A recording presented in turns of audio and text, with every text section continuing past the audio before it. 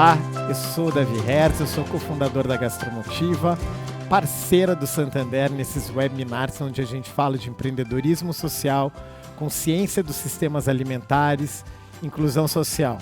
Nossa missão como organização é promover a inclusão por meio da gastronomia social e que essa gastronomia social no futuro seja a norma. Entenda por gastronomia social algo bem simples, aquele que transforma vidas, que combate a pobreza e que combate a fome.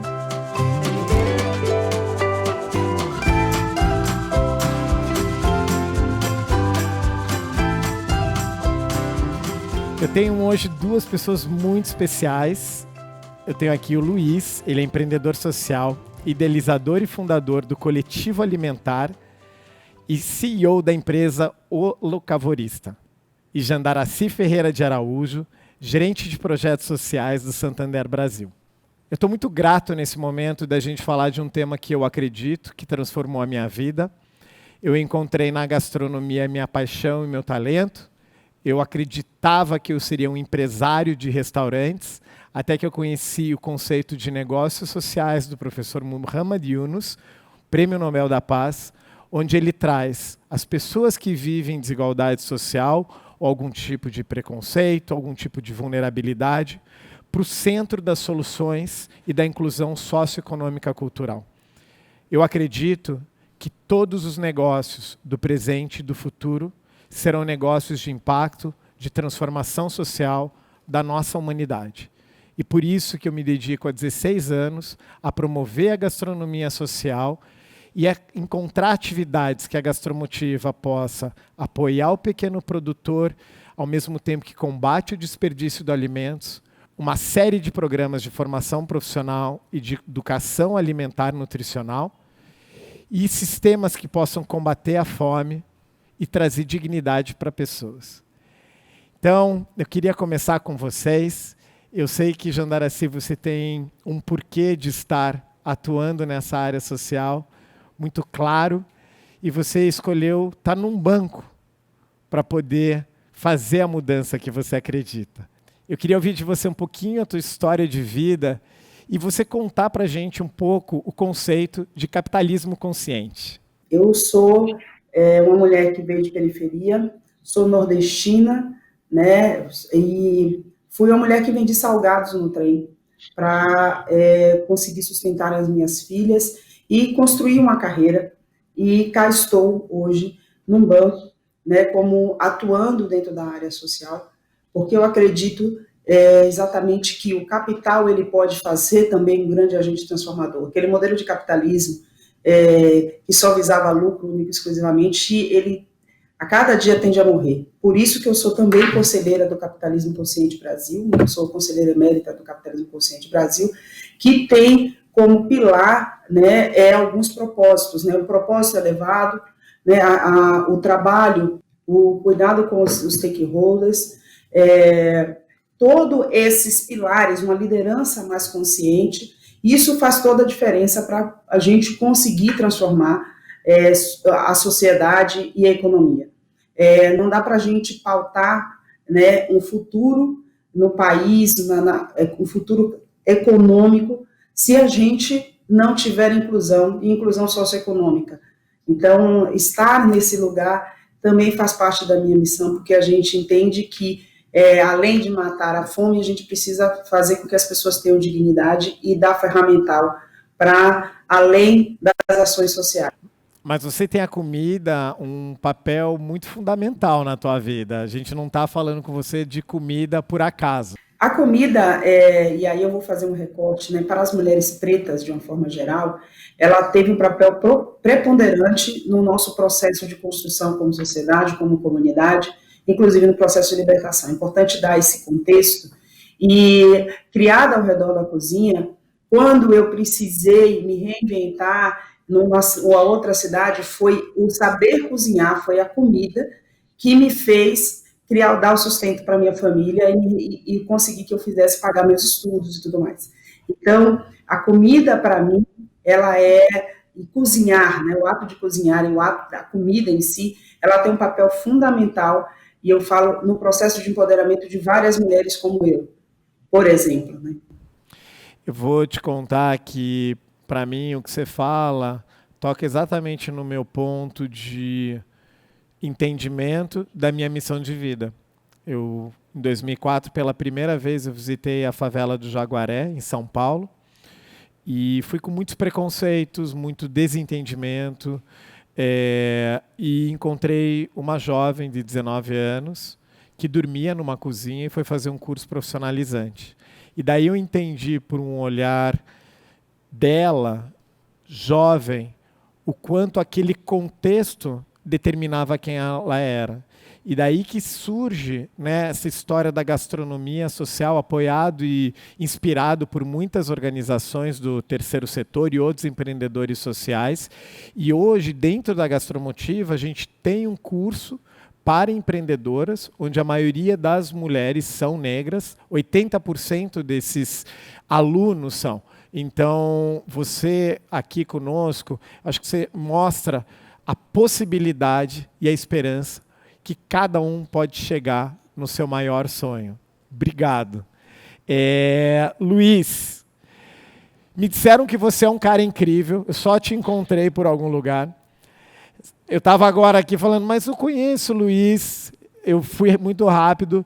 Você possibilitou que a Gastromotiva se transformasse em Curitiba, você é um grande parceiro da Gastromotiva, e eu acredito que o nosso encontro é porque a gente pensa parecido. Mas quem é esse Luiz incrível que, por onde eu passo, todo mundo fala, você tem que encontrar, você tem que ficar junto, que vocês vão criar diversas coisas. Poxa, Davi, obrigado. Eu sou, antes de mais nada, um admirador do projeto da Gastromotiva, um admirador do seu trabalho, e acabei de conhecer a história da Jandaracy e também me inspiro na história dela.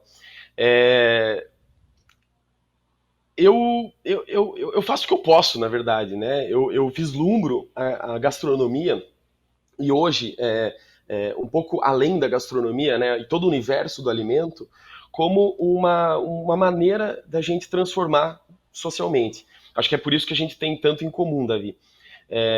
Eu trabalhava numa grande multinacional e eu sempre tive um pezinho na história da comida, né? Eu queria entender por que aquele prato chegava até a nossa mesa e quem que se envolveu naquele prato.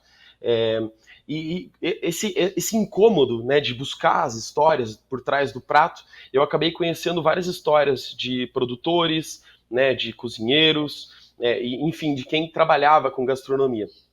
E isso fez com que eu, há mais de 10 anos, deixasse a minha carreira de engenheiro e fosse para o empreendedorismo social. Fiz uma formação em design também, e hoje eu trabalho com o food design. Mas, basicamente, eu acordo todos os dias imaginando que a gente pode, de verdade, transformar o mundo através do poder do alimento, né, do poder das redes produtoras. É mais ou menos isso que eu faço todo dia. Você fala num termo que é food design, que talvez muitas pessoas se relacionem ao prato, à beleza do prato. Eu acho que é a primeira coisa que vem. Explica como que o food design, o que é e como ele se relaciona ao empreendedorismo social. O food design, então, ele está para a sociedade tentando responder o como a gente vai superar essas crises econômicas, como que a gente vai superar a pandemia através de um pensar sistêmico dentro do alimento, né? Dentro da produção alimentar. Muito obrigado. Acho que fica cada vez mais claro as ferramentas que estão aí para a gente gerar transformação. Então você responde para mim que é uma ferramenta para a inclusão social e muito nisso que a gente fala das ODS agora, os Objetivos de Desenvolvimento Sustentável, propõe mudanças sistêmicas. Por isso que a comida está presente em 11 de 17 desafios da nossa humanidade. E eu vejo que essa história de food design ela ajuda a gente a pensar mais profundamente em algo que é para todos, que ele não fica em nichos. Complementando o que você está dizendo, né, eu acredito que a gente só vai conseguir sair dessa crise econômica atual, tanto no Brasil quanto no panorama mundial, com desenvolvimento local. E a gastronomia, e aí a gente pode chamar não só a gastronomia, mas a produção alimentar, ela pode e ela provavelmente vai ser uma saída, mas ela, para ser uma saída, ela precisa ser pensada de forma sistêmica. Então a gente tem que começar a analisar tecnologias para que isso seja possível. O food design pode ser uma tecnologia razoável para isso. Eu queria voltar com a Jandaracy, porque acho que a Jandaracy, quando olha, e eu vi um pouco do teu currículo com que você está conectada, e você fala muito de economia circular, a gente já falou sobre economia circular em outras conversas. Muitos projetos hoje acontecem localmente de gastronomia social. É desde uma escola dentro de uma comunidade vulnerável, de uma favela, de uma ocupação, ou uma cozinha que está distribuindo quentinhas, e eu acho que esse é um tema que a gente vai entrar aqui, permeia a nossa conversa, em termos de alimentar e combater a fome, mas entender um pouquinho antes como que é essa área de projetos sociais dentro do banco, que é um banco que tem como pilar a gastronomia e apoia o ecossistema gastronômico, então muitos parceiros da Gastromotiva, chefes, donos de restaurantes, fazem parte dessa rede do Santander e dos eventos que o Santander proporciona para fortalecer a área de gastronomia. E daí a gente chega como gastronomia social, conversando, fazendo projetos juntos, e durante a pandemia nasceram muitos projetos, graças a Deus, coletivos, chefes que foram lá e botaram a mão na massa e viram na Gastromotiva ou na nossa rede de gastronomia social modelos para serem inspirados. Eu quero que a Gastromotiva seja copiada em qualquer lugar, assim como eu tenho muita inspiração em outros projetos, mas na área do Santander, os projetos ligados sociais, a área da alimentação, o que de fato faz sentido para você? O que você busca de critério para um projeto fazer parte do teu portfólio? O principal fator é o impacto que esse projeto vai causar nessa comunidade. É uma das premissas para isso. E quanto mais pessoas impactadas esse projeto tiver e uma solidez, mais propenso a ser apoiado pelo banco. Quando a gente pensa, e é por isso que eu falo de economia circular, né, que a gente, além de tratar a questão basilar de alta vulnerabilidade com a questão das cozinhas comunitárias, dessa economia solidária, desses projetos que fazem distribuição de marmita e fizeram agora, você também tem exemplos de ações de empreendedorismo. A gente tem um programa que se chama Parceiros em Ação, e é um modelo que é embrionário, né? Quando você chega nas comunidades, principalmente nas regiões onde se tem mais necessidade, a gente entra também com esse programa de Parceiros em Ação, em que faz uma qualificação empreendedora para esses microempreendedores e apoiando também os projetos com várias outras iniciativas. Então, o tamanho do impacto que isso vai causar na comunidade e o processo que a gente vai construir também de inclusão financeira, porque também vamos dizer, são assuntos que andam juntos, né? Você trazer não só a questão alimentar, mas você também incluir financeiramente para que essa pessoa, futuramente, ela saia dessa situação de alta vulnerabilidade e consiga andar com pernas próprias, né? E conseguir continuar impactando a própria comunidade. Então, quando a gente analisa os projetos, a gente analisa o tamanho do impacto que esse projeto vai causar e o quanto a gente vai poder transformar aquela comunidade ou aquela região para que ela possa crescer de forma sustentável. Eu acho que se você está num lugar que eu adoraria estar, que é conhecer várias ideias, vários projetos. Conta pra gente uma história dessas mulheres que vocês apoiam, ou de algum projeto que você apoia, que toca o teu coração. Olha, eu conheço vários projetos, alguns eu estou isso recentemente no banco, mas alguns projetos que eu já acompanhava fora do banco. Eu tenho uma história também do setor público, eu vim do setor público recentemente, e um dos projetos que acontece aqui na periferia de São Paulo, que eu acompanho, é o projeto da Solano Trindade, que é um projeto também de horta comunitária e de cozinha orgânica dentro da periferia. Então, a gente tem esse conceito, né, de que orgânica, comida orgânica é um luxo, e não é, na verdade, é uma forma de transformar. O projeto das mulheres de Paraisópolis também, que é o Bistrô da Maria, que fizeram um trabalho excepcional agora na pandemia, além de distribuir marmitas, também empoderou financeiramente mulheres, elas receberam para poder ajudar a cozinhar, fizeram um grande coletivo na comunidade. Então, esses projetos, e aí você falou agora de egressas, né, das egressas. O sistema prisional é uma fonte de talentos, né? Se a gente tirar o preconceito, tirar o olhar de preconceito com esse público, a gente pode fazer coisas transformadoras também com esse público, de reinseri-lo na sociedade de uma forma estruturada, né? E isso, a gente está falando, quando você impacta uma mulher, você está falando de impactar toda a comunidade. A Angela Davis coloca muito bem, quando você movimenta uma mulher preta, você movimenta toda a comunidade. Porque as estatísticas estão aí, né? A gente está falando de 27% da população, no entanto, corresponde a 8% dos mais pobres do país, e isso, o recorde de 27% é só de mulheres pretas, mas quando a gente fala, os 80% mais pobres do país está entre os negros e pardos. Então, a gente tem aí um motor muito grande que vem da questão de ensinar, dar a ferramenta, né? Primeiro, ajudar o básico alimentar e ensinar essas pessoas a pescar. E é isso que ações como essas fazem, né? É ajudar essas pessoas a pescar mais adiante para que elas recuperem sua dignidade e possam seguir. Eu acho que a gente tem aí uma série de projetos muito legais. Eu também sou uma grande ativista, né? Eu Jandaracy, o CPF, em relação a todo tipo de ação que promova esse tipo de alavancagem, seja com egressos ou seja também dentro de comunidades.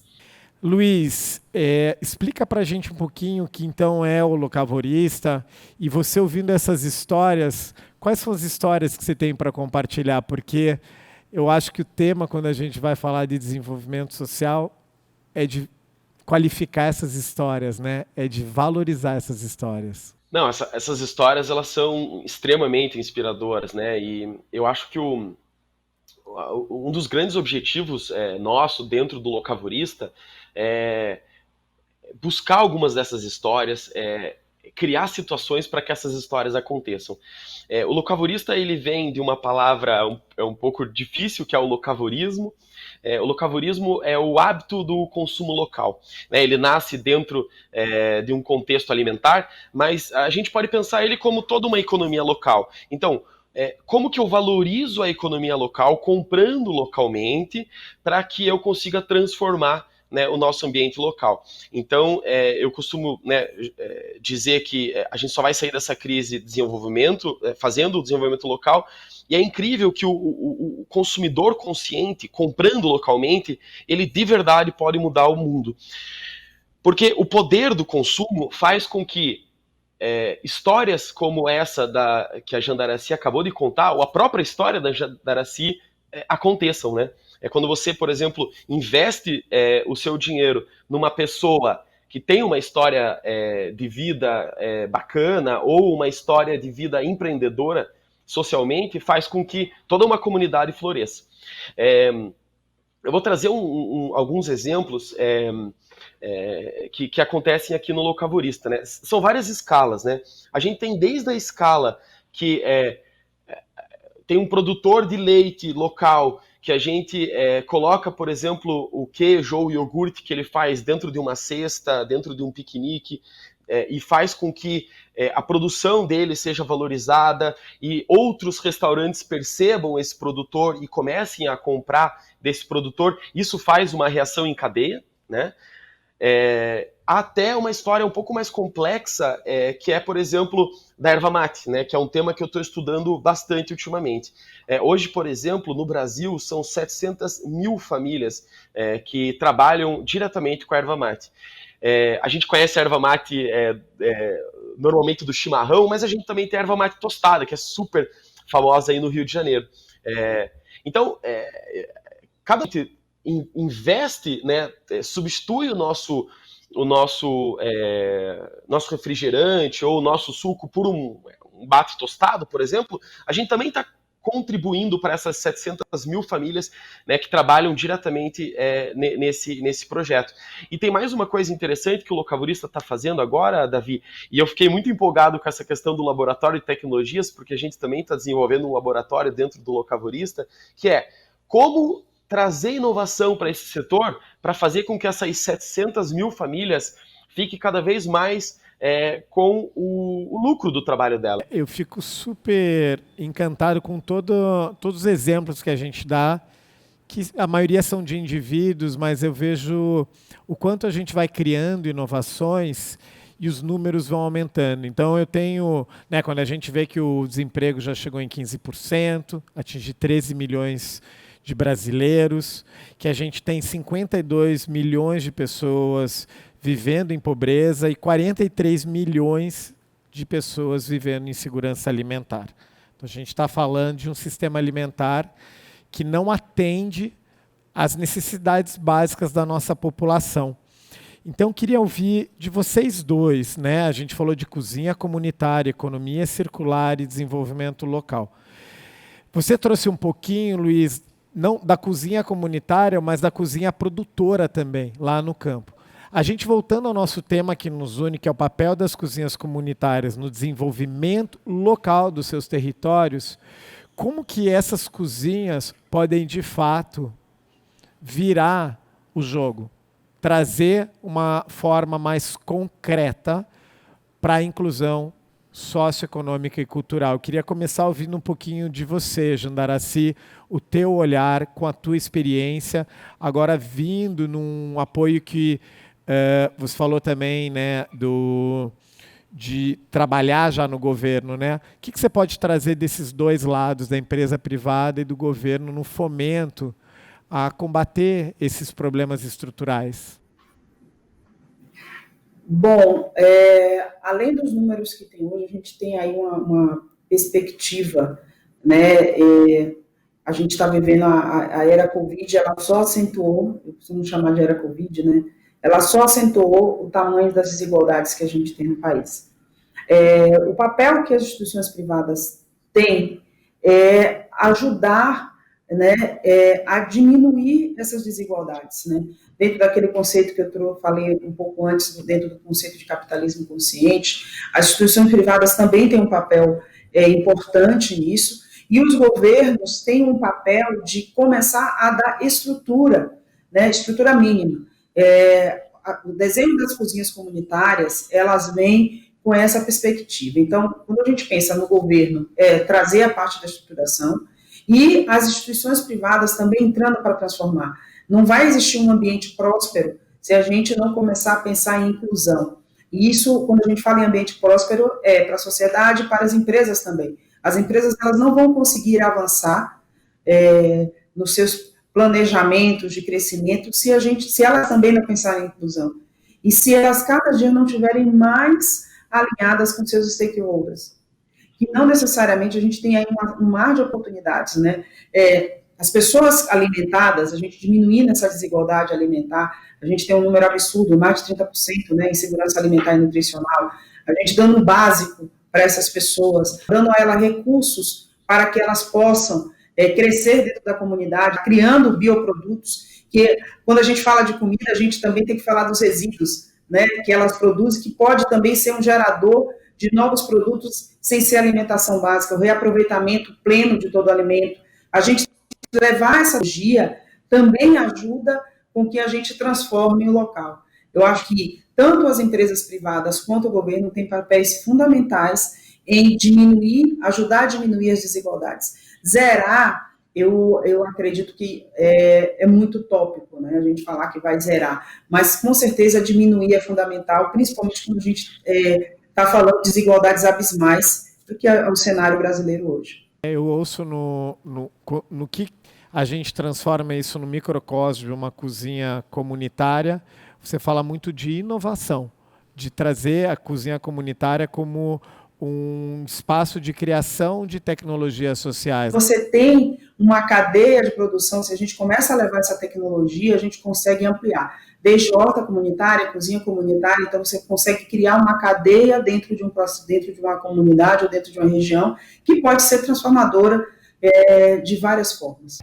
E você tem alguns exemplos, ou como você acha que essas cozinhas comunitárias, Luiz, podem transformar mais vidas? O que a gente poderia adicionar a essa fala tão incrível da Jandaracy? Eu concordo 110% do que a Jandaracy falou. Eu acho que a cozinha comunitária ela tem um poder de transformar o que era uma ponte em uma grande rede, né? E essa rede sistêmica. Ela pode funcionar tanto para a comunidade que ela está incluída, né? Transformando vertiginosamente essa comunidade, mas ela também é palco para que as pessoas também se insiram nessas novas tecnologias. Então, por exemplo, a gente viu que a pandemia ela respondeu a uma resposta, respondeu a uma coisa muito rápida, que foi a fome, o desperdício. Mas por que não a gente aproveitar essas cascas, pensar uma tecnologia para repensar, por exemplo, a forma com que a gente acomoda os alimentos e transporta o alimento, né, para evitar o uso, por exemplo, de plásticos e isopores. Eu acredito que a cozinha comunitária ela é o grande palco para essa transformação.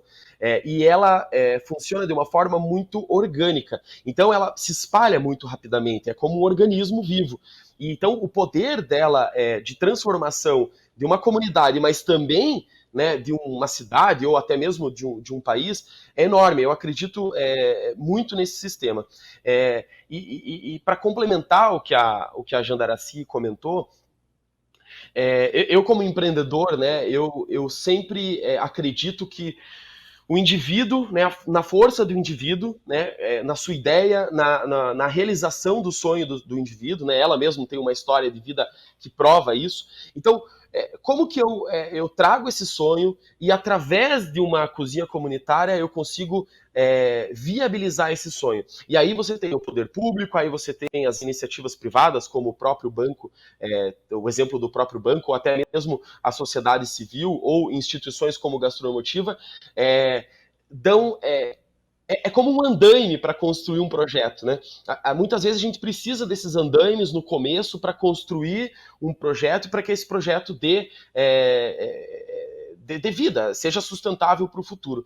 Eu acredito no poder da cozinha comunitária. O próprio Coletivo Alimentar foi uma cozinha comunitária, onde a gente colocou chefes de cozinha, cozinheiros, fotógrafos, designers, jornalistas, e tantas coisas aconteceram ali. Então, a cozinha comunitária é um palco de experimentação, seja para a própria comunidade, mas seja também para a sociedade civil em geral. Eu fico tão feliz de aprender com vocês.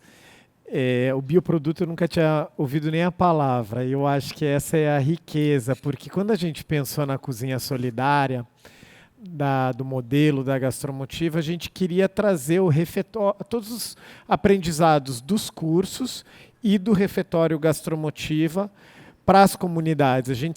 A Gastromotiva sempre foi fechada, ela dava cursos dentro de universidade, dentro de cozinhas, e a gente nunca esteve na comunidade, mas a gente sentiu que a gente criou uma rede de multiplicadores, que quando chegou o Covid, o que a gente tinha para oferecer era estrutura, doação de alimentos, um recurso, porque a gente tinha acesso a recursos financeiros. Então, a Gastromotiva com uma transferência de conhecimento, de acesso e de validação, né?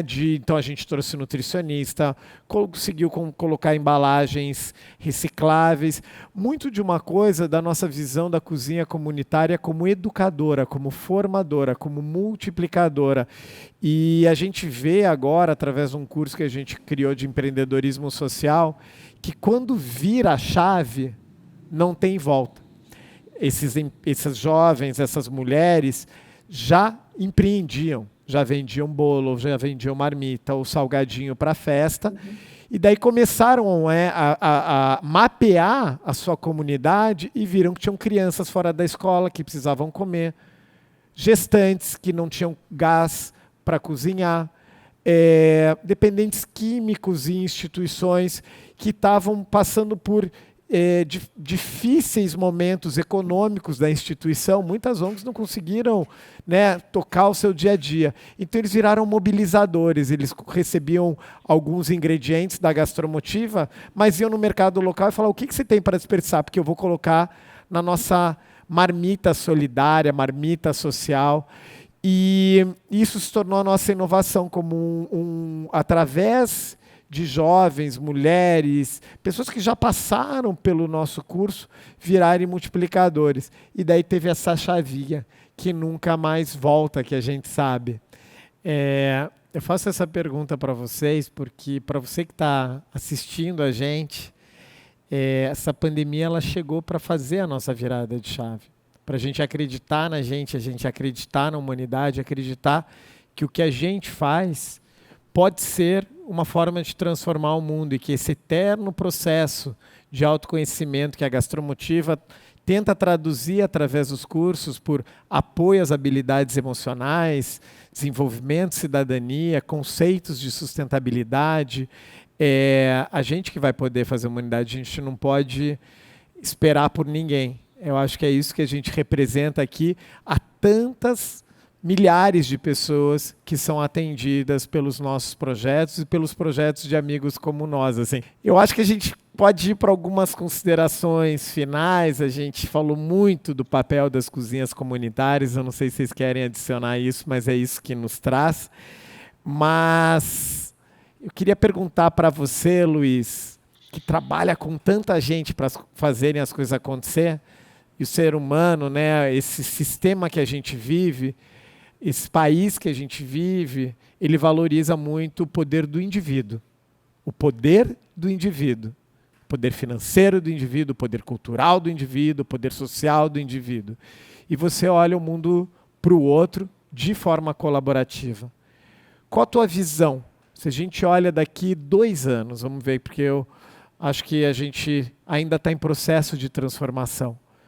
O que a gente pode aprender com o processo colaborativo?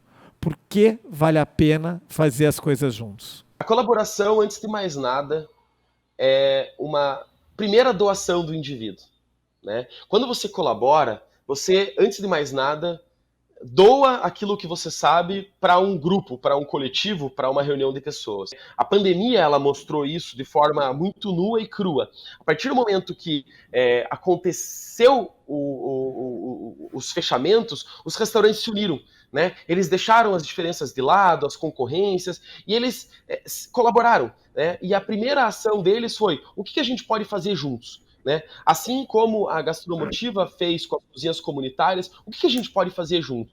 Então, a primeira percepção da colaboração é: eu me dou e depois eu recebo de volta muito mais do que eu doei. Então, ela traz um novo olhar para o mundo. E esse novo olhar para o mundo vai, com certeza, mudar o mundo nos próximos 2, 3, 5 anos. Sensacional. E voltando para um tema que isso está na tua... Acho que na tua espinha dorsal, depois de ouvir você, acho que está no teu acordar ou no teu ir dormir, que é uma coisa que a gente fala muito, que para mim não é utópica, que é a equidade. A gente já viu países serem mais equitativos.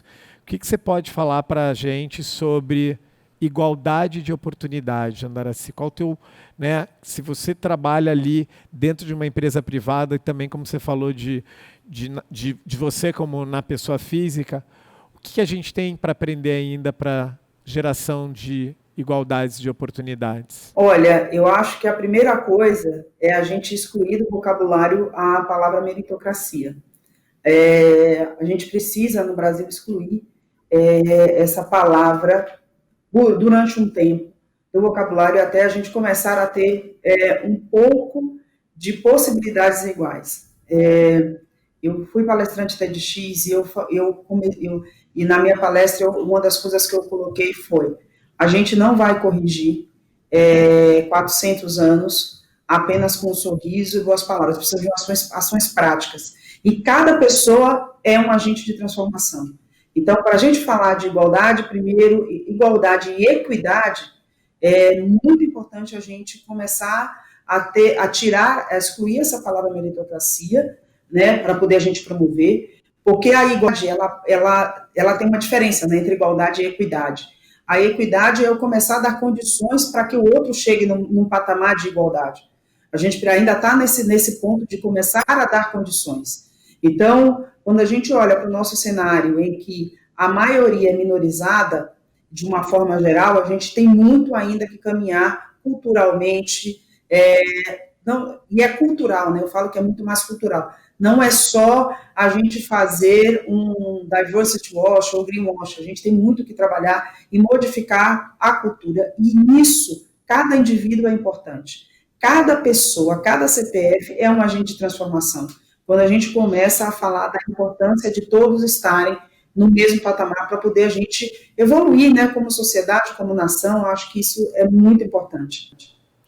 São anos e anos, mas começa com cada um. É o que eu acredito também. E obrigado. Eu estou encantado com você, Jandaraci. Eu acho que a tua equipe no Santander é muito privilégio.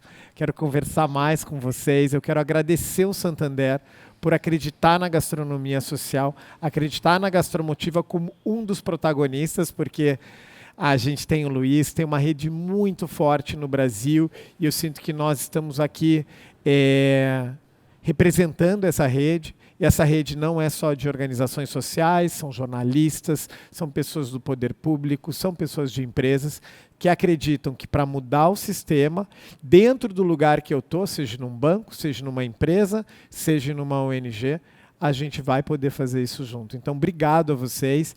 E a intenção desse encontro é poder trazer mais os conceitos de empreendedorismo social, do papel de uma cozinha comunitária que vai muito além. Hoje eu aprendi sobre o bioproduto, sobre como você pode incluir toda a cadeia, o desenvolvimento comunitário por meio de uma cozinha, por meio de uma cozinha rural, por meio de uma cozinha de produtos. E a gente quer agradecer a Gastromotiva, o Santander, a todos vocês que estão nos acompanhando nesses webinars. Muito obrigado, é uma gratidão profunda poder representar a equipe da Gastromotiva e todos os nossos parceiros.